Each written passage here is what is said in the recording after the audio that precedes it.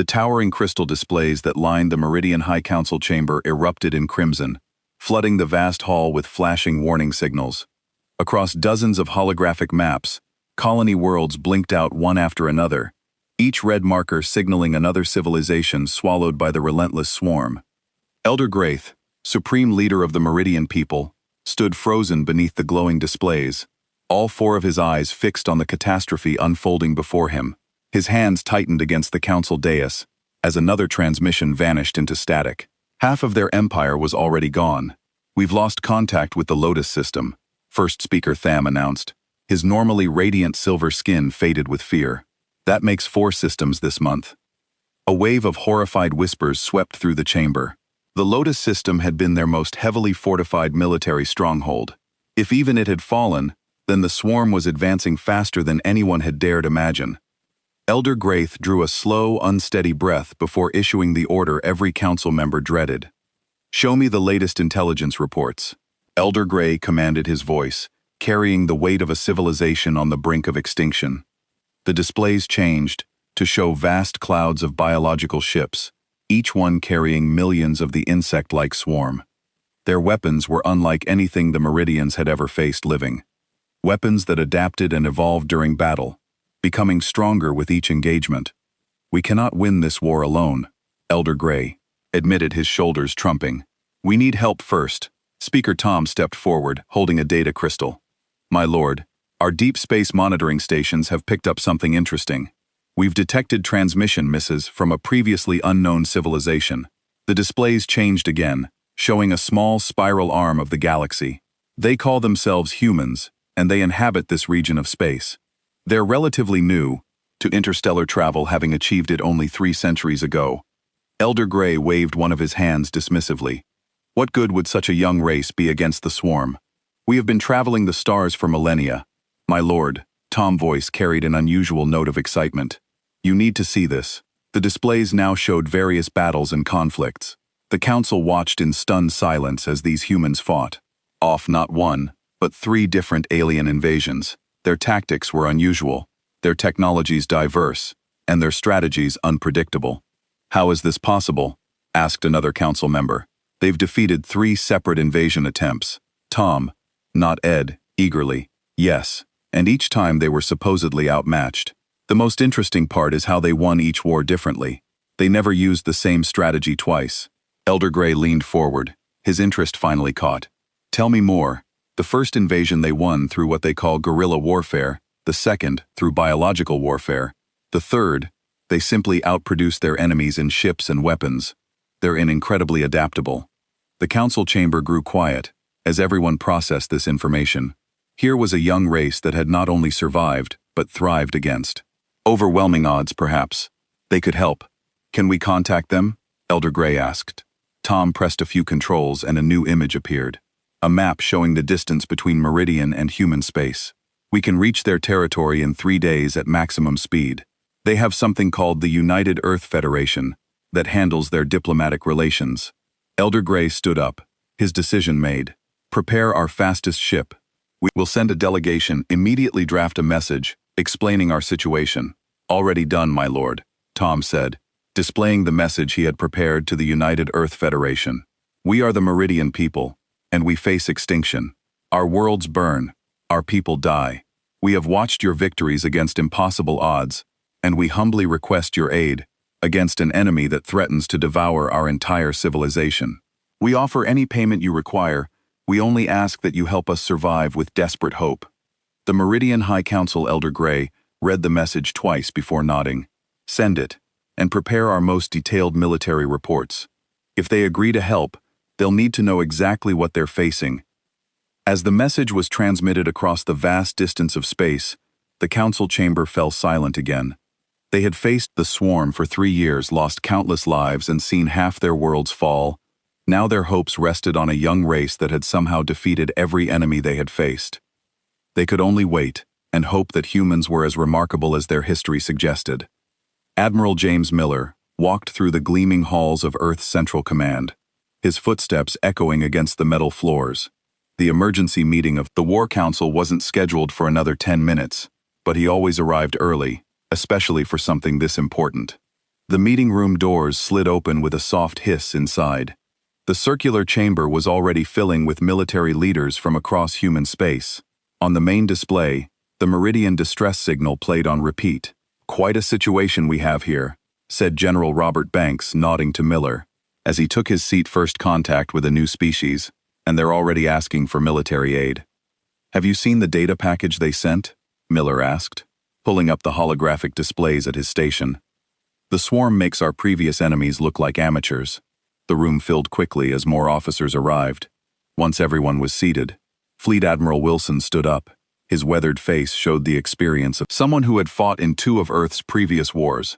"Ladies and gentlemen," Wilson began, "we've all reviewed the Meridian data. They're losing their war against an enemy that evolves during battle. Traditional tactics have failed them. The question isn't whether we help. Earth has never turned away a civilization facing extinction. The question is how we help." The room's displays change to show detailed analyses of the swarm's biological ships, and weapons charts and graph highlighted their rapid evolution rates and adaptation capabilities. "Their biological weapons adapt to whatever fights them," explained Dr. Emma Porter, head of military sciences. "Modern shields. They develop penetrating enzymes, energy weapons. They grow reflective armor, targeting systems. They release viruses that infect our computer networks." General Banks leaned forward. "So what you're saying is that our most advanced ships would be at the greatest risk?" "Exactly," Dr. Porter nodded. "The more sophisticated the technology, the more vectors the swarm has to attack and adapt to it." The room fell silent as everyone considered the implications. Then Admiral Miller started laughing. "Something funny?" James Wilson asked. "Actually, yes," Miller said, standing up. "We're looking at this all wrong. Everyone's thinking about how our best ships would fare. But what about our oldest ships?" He pressed a few buttons, and the display changed to show the 7th Fleet, 30-year-old ships considered obsolete by modern standards, ships that were scheduled to be decommissioned next year. The 7th Fleet still runs on nuclear power. Instead of quantum drives, they use mechanical targeting systems. Instead of AI, their hulls are simple titanium alloy. Instead of adaptive armor, they're practically antiques. Dr. Porter's eyes widened as she understood. They're too simple to be affected by biological weapons. The swarm wouldn't know how to adapt to them, because they're not what anyone would expect to face in modern space combat. Exactly. Miller grinned. "Sometimes the best weapon is the one your enemy isn't prepared." For Fleet Admiral Wilson stroked his chin thoughtfully. "The 7th Fleet has been running war games for the past 5 years. They've consistent. Recently Lel scored higher than expected, because newer ships don't know how to counter their old-school tactics." "And who commands?" "The 7th Fleet," asked General Banks. Admiral Jack Thompson Miller replied. "Old School himself loves using unexpected tactics. His crews train with minimal computer assistance just in case of electronic warfare." Wilson stood up again. "All in favor of sending the 7th Fleet to assist the Meridians." The vote was unanimous. "Very well," Wilson said. "Dr. Porter, prepare a full briefing on the swarm's capabilities for Admiral Thompson. General Banks, get the 7th Fleet ready for immediate deployment. They'll need extra ammunition. Lots of it. Can't rely on energy weapons against biological targets." As the meeting ended, Miller couldn't help but smile. The Meridians had probably expected Earth's most advanced ships to come to their rescue. Instead, they were getting something better. Ships so old that they were new again, commanded by a man who specialized in impossible victories. The swarm was about to learn a very important lesson about humanity. Sometimes the most dangerous weapon isn't the newest or most advanced. Sometimes, it's the one you never saw coming. The Meridian Welcoming Committee stood in their grand space, watching with growing confusion as the human fleet emerged from faster-than-light traffic. Elder Gray and First Speaker Tom exchanged worried glances as they counted the ships. "Only 30 vessels," Tom whispered, "and they look old." The human ships were indeed a stark contrast to the sleek Meridian vessels around them. Their hulls were marked with visible repair patches, and their design seemed almost primitive compared to modern standards. No smooth energy fields surrounded them. No quantum signature pulsed from their engines. Just simple metal and nuclear power. The lead ship named Thunderchild established communication. "This is Admiral Jack Thompson of the United States Earth Federation 7th Fleet. Permission to dock and meet in person granted." Elder Gray replied, trying to keep the disappointment from his voice. "We await your arrival, Admiral." 20 minutes later, Admiral Thompson walked through the look. He was an older human with gray hair and weathered features. Wearing a simple blue uniform, with minimal decorations behind him, came his senior staff, all veterans who looked like they had seen their fair share of battles. "Welcome to Meridian Prime," Elder Gray said formally. "We expected a larger response." Force Thompson smiled, but his eyes remained serious. "Sometimes, the size of the fleet matters less than its capabilities. Elder, we reviewed your data about the swarm. The 7th Fleet was specifically chosen for this mission." Before Elder Gray could respond, the emergency alarms began. Blaring Tom rushed to a nearby console, his silver skin paling to white swarm vessels, detected in the Crimson system. "They're attacking our mining colonies. How long until they reach the main settlements?" Elder Gray demanded. 2 hours at most. Our defensive fleet is all already engaged, but they're being overwhelmed." Admiral Thompson stepped forward, suddenly alert. "How far is the Crimson system from here?" 40 minutes at maximum speed, Tom replied. "Perfect." Thompson activated his communicator. "All ships of the 7th Fleet battle stations. We're about to show our hosts what these old birds can do." The Meridians watched in alarm as the human fleet moved out, their nuclear engines flaring with simple, but reliable power. They seemed so vulnerable, so outdated, compared to the biological horrors they were about to face. "You can observe from our command center," Thompson offered. "You might want to see this in the Meridian Command Center." The battle displays showed the grim situation. 3 massive swarm, high ships were tearing through the Meridian defense fleet, their biological weapons evolving with each engagement. The Meridian ships' energy, Shokos, were being dissolved by acid, their quantum computers infected by viral attacks. Then the 7th Fleet arrived. "All ships combat spread Delta," Thompson ordered calmly. "Remember your training, no fancy stuff. Basic weapons only show them what Earth's old guard can do." The Meridians watched in astonishment as the human ships moved with perfect coordination. Instead of advanced energy weapons, they fired simple metal projectiles, tungsten rods, accelerated to near light speed.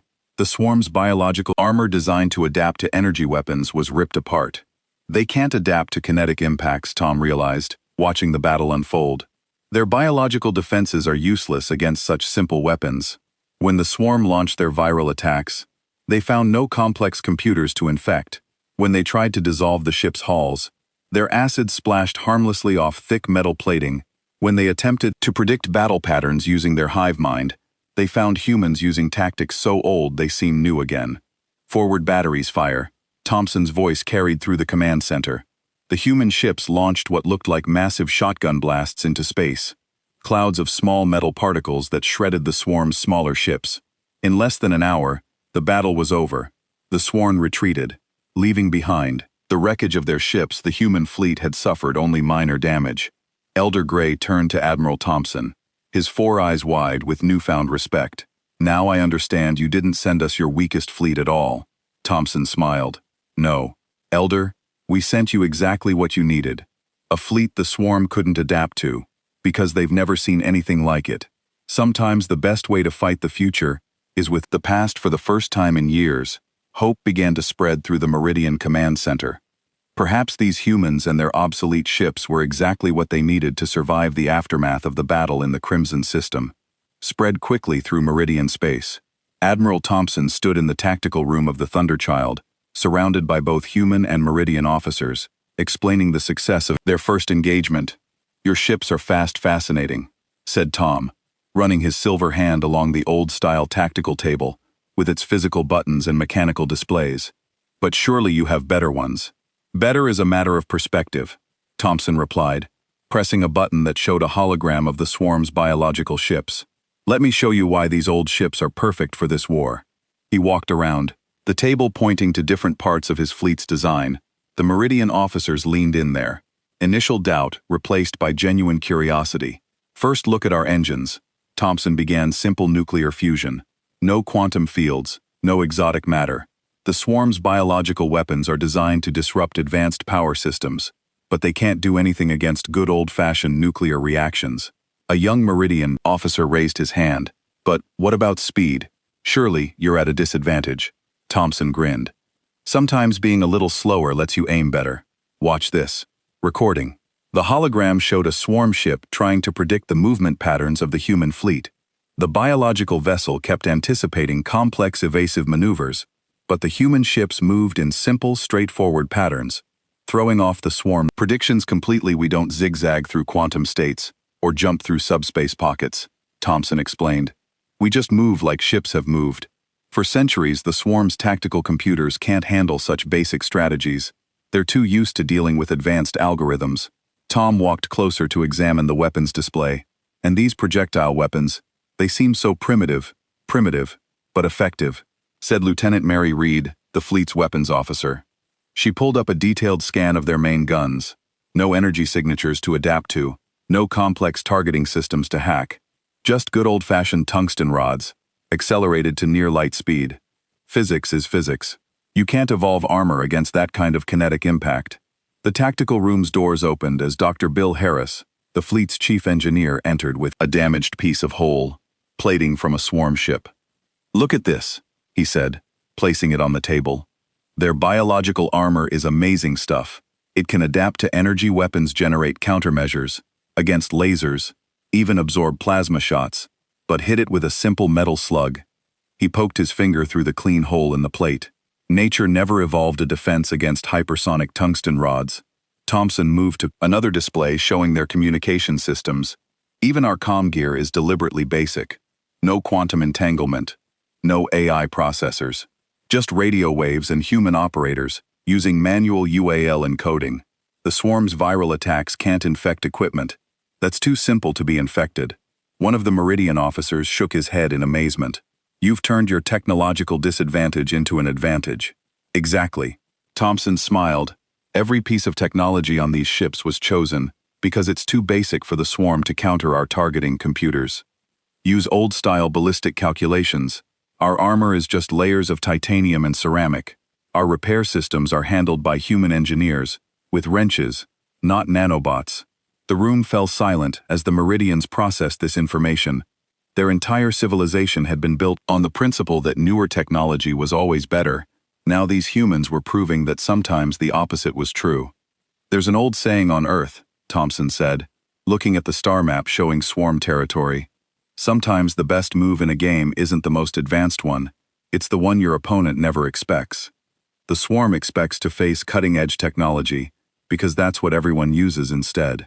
They're facing ships so old-fashioned that all their evolutionary advantages are useless in the use. Dr. Harris picked up the damaged swarm armor again. They can evolve all they want, but they can't change the basic laws of physics, and that's what these old ships run on. Just simple, reliable physics. As if to emphasize his point, the Thunderchild's nuclear engines hummed steadily in the background. Their reliable rhythm, a reminder that sometimes the old ways were the best ways. 2 months after the arrival of the 7th Fleet, the war room aboard Thunderchild was alive with activity. Admiral Thompson stood before a holographic map, showing recent battles marking each human victory, with a steady green light. There were many green lights. The swarm is retreating from the DART system, Lieutenant Reed announced, adding another green marker to the map. That's their 5th retreat this week. Thompson nodded, studying the pattern of the swarm's movements. The biological ships were pulling back, but not in random directions. They were gathering somewhere. They're learning, he said, pointing to a cluster of red dots at the edge of Meridian space. But they're learning the wrong lessons. Elder Gray, who now spent most of his time aboard Thunderchild, moved closer to the map. What do you mean, Admiral? Look at their new formations, Thompson explained. They're developing thicker armor, trying to withstand our kinetic weapons, making themselves heavier, slower. He smiled, which is exactly what we wanted them to do. The door slid open as Dr. Harris walked in, carrying what looked like an ancient chemical wad. The modified weapons are ready, sir, just like the ones from the Earthcrawl War. But with a few improvements, the Meridians in the room stared at the weapon with confusion. It had no energy signature, no advanced guidance systems, just a metal shell filled with chemicals. Sometimes the old ways are the best ways, Thompson said, noticing their looks. The swarm adapts to survive any weapon used against them, but they've never faced chemical weapons from 3 centuries ago. Their biological systems have no defense against them. Lieutenant Reed pulled up a new tactical display. The swarm ships are now 40% larger than when we first encountered them. Their armor is incredibly dense, designed to withstand our kinetic rounds, which makes them perfect targets for operation. Throwback, Thompson said. All ships' battle stations were launching in 10 minutes. The 7th Fleet moved through space. In an old-fashioned line formation, the swarm ship, now massive and heavily armored, moved to meet them. Their new, thick biological armor gleamed, ready to withstand the expected beach of tungsten rods. All ships hold kinetic weapons. Thompson ordered launch. Chemical payloads on my mark. The swarm ships drew closer, their tactical computers predicting another round of kinetic impacts. Instead, the human fleet launched clouds of what looked like primitive missiles. Chemical disperses. In 3, 2, 1. The missiles didn't explode with force. Instead, they burst into clouds of green gas. The swarm's thick armor, designed to stop physical impacts, did nothing to prevent the gas from seeping through their biological systems. The compound attacks their silicon-based nervous systems, Dr. Harris explained to the watching Meridians. It's based on pesticides Earth used centuries ago. The swarm never developed a defense, because no one has used chemical weapons in space. For generations, the effect was devastating. The massive swarm ships began to drift, their biological systems, shutting down their thick armor, evolved to stop kinetic weapons now worked against them, trapping the deadly chemicals inside their own ships. Now Thompson ordered kinetic rounds. Full spread, the tungsten rods tore through the disabled ships, finishing what the chemicals had started in less than an hour. The largest swarm fleet they faced had been reduced to drifting debris. I don't understand, Tom said, watching the battle's end. You could have used these weapons from the start. Why wait? Because now they can't adapt, Thompson explained. They spent 2 months evolving thick armor against our kinetic weapons, making themselves perfect targets for chemical attacks. If we'd used chemicals first, it would have developed countermeasures. Sometimes victory isn't about having the best weapons. It's about using the right weapons at the right time. Elder Gray looked at the battle display with newfound understanding. You didn't just bring old ships and weapons. You brought old tactics, old strategies, things that Swarm had never seen before. Exactly, Thompson smiled. The greatest trick we pulled wasn't bringing obsolete technology. It was making the Swarm think they knew what they were fighting against, while they were busy adapting to one threat. We were preparing a completely different one. The victory celebrations that night were subdued. Everyone knew the war wasn't over, but for the first time they could see how it might end. The Swarm was learning that sometimes the old ways were the deadliest ways of all. The Grand Assembly Hall of Meridian Prime was packed with military officers from both species. 3 months into the war, what had started as suspicion between humans and Meridians had grown into genuine respect. Today was the first official knowledge exchange session. Admiral Thompson stood at the center of the hall. Surrounded by both old and new technology behind him, Lieutenant Reed was helping Tom understand the manual targeting systems of their ships. The key to survival isn't having the newest weapons. Thompson began addressing the gathered crowd. It's understanding all weapons, old and new. The Swarm beats advanced civilizations because everyone follows the same path. Always upgrading, always advancing, always becoming more predictable. He picked up an old radio transmitter. This device is 300 years old. We still train our communications officers to use it. Do you know why Elder Gray, sitting in the front row, raised his hand? Because it can't be hacked by biological weapons. Partly, Thompson nodded. But more importantly, because it represents a way of thinking the Swarm can't understand. They expect quantum communications AI, protocols, advanced encryption. They've never faced an enemy who sometimes just uses simple radio. Dr. Harris stepped forward carrying pieces of both human and Meridian technology. Look at these engine designs, he said, laying them out. Your quantum drive are more powerful, more efficient. But our nuclear engines, they're reliable. They can't be infected. They can't be shut down by biological weapons. Sometimes the best backup plan is a step backward. The assembly hall screens lit up, showing recordings from various battles. The Meridians watched intently as human ships used tactics from centuries ago, combined with their own modern strategies. We're not suggesting you abandon your advanced technology, Thompson continued. We're suggesting you diversify. Keep the old alongside the new. The Swarm adapts to defeat whatever they face most often, so don't be predictable. A young Meridian officer stood up. But how do we maintain 2 different types of technology?